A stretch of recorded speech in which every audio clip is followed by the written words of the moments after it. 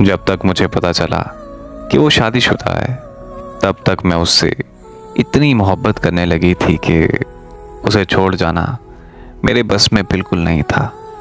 ये जानते हुए भी कि उसके बीवी और बच्चे भी हैं, फिर भी मैंने उससे शादी कर ली।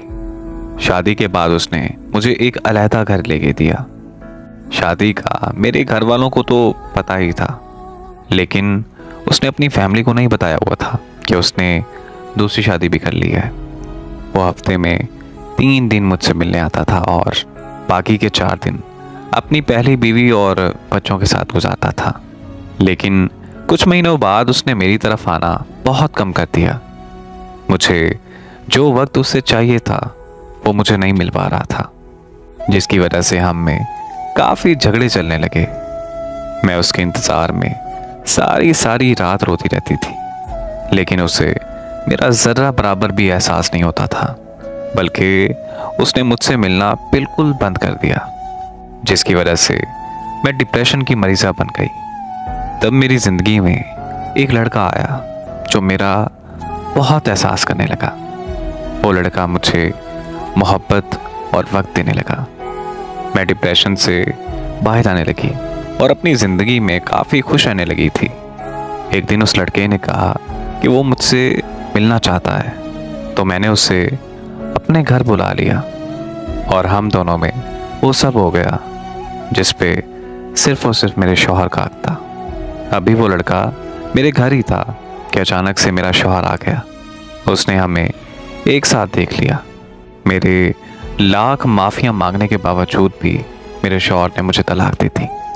तलाक के बाद मेरे माँ बाप ने भी मुझे नहीं रखा, क्योंकि मेरे शौहर ने मेरे माँ बाप को भी सब कुछ बता दिया था जो मैंने किया था। खुदकुशी करने की कोशिश की तो मुझे एक आदमी ने मचा लिया, जो मुझे अपने साथ अपने घर ले गया। कुछ दिन उसने मेरे साथ अपनी हवस पूरी की और फिर वो मुझे एक सड़क के किनारे छोड़ गया। उसके बाद मेरी ज़िंदगी में जो भी आदमी आता वो अपनी हवस पूरी करके और चंद पैसे देकर मुझे छोड़ जाता, और मुझे पता भी नहीं चला कि मैं कब कॉल गर्ल बन गई। एक दिन मैंने अपने शौहर को उस लड़के के साथ देखा जिस लड़के की वजह से मेरे शौहर ने मुझे तलाक दी थी। उस दिन मैंने उन दोनों का पीछा किया तो मुझे पता चला कि मेरा शौहर और वो लड़का आपस में बचपन के दोस्त हैं। मुझे उस दिन हकीकत जानकर बहुत तकलीफ हुई कि कैसे साजिश करके मुझे तलाक दी गई। हाँ, मैं मानती हूँ मुझे उस लड़के की बातों में बिल्कुल नहीं आना चाहिए था, लेकिन तब मेरी हालत ऐसी थी कि मुझे तवज्जो और प्यार की ज़रूरत थी। अगर वो तवज्जो और प्यार मुझे मेरे शौहर से मिलता तो मैं कभी भी उसके जाल में ना फंसती। मुझे नहीं पता कि आज मेरी ज़िंदगी को तबाह करने वाली मैं खुद हूँ या फिर मेरा शौहर, लेकिन मैं जिस दलदल में फंस चुकी हूँ अब वहाँ से निकलना मेरा मुश्किल ही नहीं, नामुमकिन सी बात है, क्योंकि एक कॉल गर्ल को ये ज़माना कभी अपने घर की इज्जत नहीं बनाता।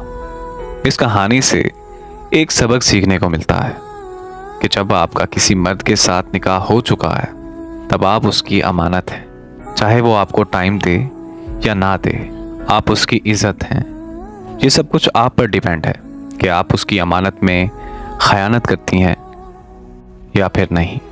एक औरत हमेशा 4 दीवारी में ही अच्छी लगती है और अपने शौहर के साथ खूबसूरत लगती है, चाहे उसका शौहर कितना ही जालिम क्यों ना हो।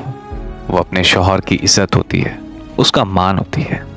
मेरी दुआ है कि अल्लाह पाक हर इंसान को नेक अमल करने की तौफीक अता फरमाए और हर इंसान को नेक हिदायत से नवाजे। आमीन।